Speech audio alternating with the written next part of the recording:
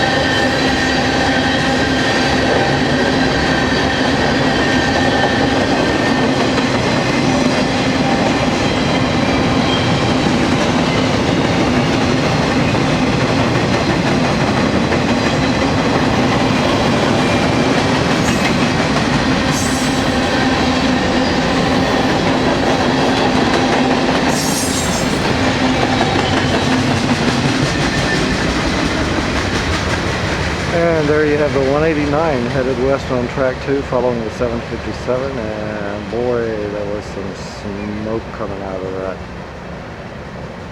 I don't know which, whether it was the lead unit or the trailing unit, but anyway, thanks for watching.